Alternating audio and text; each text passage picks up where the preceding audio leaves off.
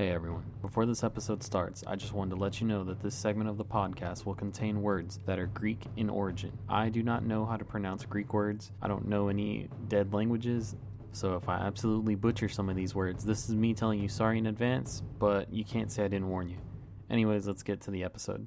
From the comfort of your home, you sit there in awe as you watch Leonidas and the brave 300 Spartan warriors butcher thousands of Persian soldiers.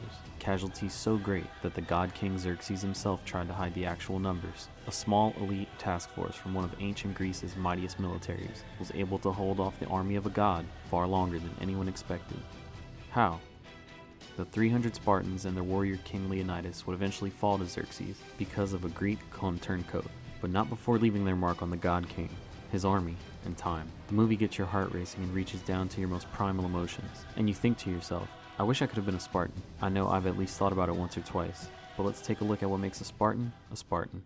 Before you could even think about becoming a warrior, let alone the next warrior king, one obstacle every Spartan had to overcome was surviving their birth. While infanticide was commonplace in the ancient world, if you were born in Sparta, your potential death was organized and managed by the Greek city-state of Sparta itself. All Spartan infants were brought before a council of inspectors and examined for any kind of defects. Those who didn't meet the standards were left to die. It is said by the ancient historian Plutarch that these unwanted infants would be tossed into a chasm, never to be seen again. But that's widely considered a myth. In all reality, if a baby was seen as unfit, they would be abandoned on a hillside, where they would die from exposure, or be adopted by some wandering stranger. Once a baby successfully made it past the council of inspectors, they could expect to be bathed in wine instead of water, as a way to test their fortitude, and it was commonplace for a Spartan baby to be ignored when it cried. All forms of tough love parenting techniques were dished out to a Spartan baby.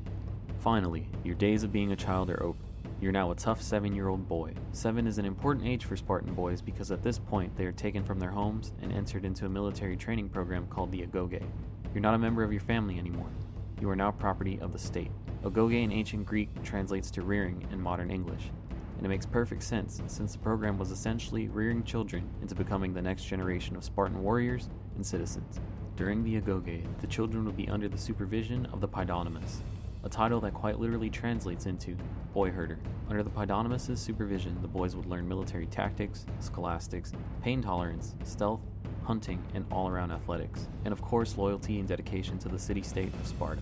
You have now entered into the first of 3 stages in the Agoge, the Paides stage, which lasts from the ages of 7 to roughly the age of 17. The boys lived in groups under the Paidonymus, and they were encouraged to give their loyalty to their communal mess, also known as the Sistia, rather than to their families, further encouraging and reinforcing their devotion to the state. At the age of 12, the boys would be stripped of their tunics and given a red cloak as their only form of clothing, which would develop their toughness and tolerance for any and all weather conditions that may happen on a given day. They used reeds pulled by hand from the Eurotas River to make their own beds. No knives allowed. The boys were also intentionally underfed in their communal mess hall to keep them hungry. This served a few different purposes. It produced well-built soldiers rather than fat ones, so it's safe to assume that the actual 300 Spartans in their famous last stand against Xerxes weren't as bulky as the ones shown in the movie, but strong, lean, and muscular. Another reason for this intentional starving was to grow the boys accustomed to hunger, so that it would never be an issue out on the battlefield. You never know when or where your next meal might come from during a war campaign. And finally, the boys were encouraged to steal if they got hungry enough. Even though stealing was encouraged, there were harsh punishments dealt out to those who were caught, typically in the form of floggings. Keep in mind, one of the things these future warriors are supposed to learn during the Agoge is stealth. The punishment wasn't for stealing, it was for getting caught. Instructors and older men would routinely instigate fights and arguments among the trainees to toughen them up and get them used to physical violence. Also, during the age of 12, the boys were expected to request and enter into an institutionalized relationship with a young adult male Spartan. Whereas in other Greek city-states, these relationships were typically erotic, this was not the case in Sparta. The motive behind this was purely instructive and meant as a way to pass on knowledge and maintain loyalty on the battlefield. From the ages of 17 to 19, you enter into the second phase of the Agoge, known as the Paidiskoi. At this point, you are now a reserve member of the Spartan military. Some Spartan youths were even allowed to become members of the Krypteia, a type of secret police, where the members were instructed to spy on the Helot/slave population. This secret police would also go around and kill any and all Helots who were caught being out at night or spoke about rebelling against the state. All this was done to keep the Helots submissive. To further promote and support these ideologies, the city-state of Sparta would formally declare war on the Helots every autumn. Helot uprisings were a big issue for Sparta, but that's a topic for another episode. In the third and final stage of the Agoge, at roughly the age of 20, the students become fully part of the Sistia and Spartan military. although they do continue to live in the barracks and to compete for a place among the Spartan royal guard. The final stage of the Agoge lasts from roughly the ages of 20 to 30, and in this stage, students were voted into one of the public messes. The voting was done by Spartan peers who were members of the mess and must be unanimous. Rejected candidates could try to gain entry to a different mess for up to 10 years. If a man failed to gain entry into a mess by the age of 30, he would not gain full Spartan citizenship. At the age of 30, men were permitted to marry and to become full citizens of Sparta. This means you could vote and hold office. Now let's take a few steps back. You're now a full-fledged member of the Spartan military. So what does that entail? Well, for starters, you're a hoplite and the phalanx is your bread and butter. Now let's assume a military campaign has just been declared. Each soldier would carry 20 days worth of provisions with him. This consisted of rye bread, cheese, and salted meat, and this was all distributed among soldiers and officers alike. Most campaigns took place in late spring, when water was scarce, so drinking water had to be hauled as well. Every Spartan soldier would carry his own weapons, which would consist of their spear, a short iron sword, and their 15-pound shield called a helon. Helot slaves took charge of their other belongings, and at night, soldiers had no more than a cape to protect them from the cold. They didn't sleep in tents, but they laid on the ground or under simple shelters. And it's a good thing that they've done this exact same thing since the age of 12. Zeus forbid that they get uncomfortable, right? The Spartan soldiers kept to a strict schedule when on campaign.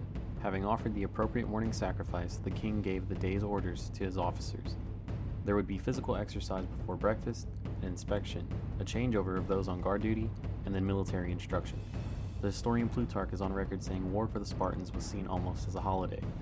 Their exercises were less rigorous during their campaigns, and their regimen was less rigid. War itself was easier for a Spartan soldier than the training that they did for it. In the afternoon, the soldiers would compete in athletic exercises in which a high-ranking military commander acted as the judge, and he would give a prize to the winner, which usually transitioned into having meat for dinner. At the end of the day, the soldiers would sing hymns and poems. When the first lines inevitably clashed, all the soldiers would push forward with their shields. Every hoplite pressed hard against the back of the man in front of him, while those in the first 3 or 4 rows threw their spears. The purpose of the phalanx was to smash the enemy line. Until a breach was made, there were very few casualties within the tightly packed Spartan forces, and the soldiers behind could immediately fill any holes left by a Spartan who did fall. If a phalanx did ever fall apart, the soldiers were left open to attack. If a soldier was ever tempted to drop their shield and flee, it effectively meant desertion, the most disgraceful thing a Spartan warrior could do. Spartan mothers and wives often said either with this or upon this to their warrior, effectively telling them to come home victorious or not at all.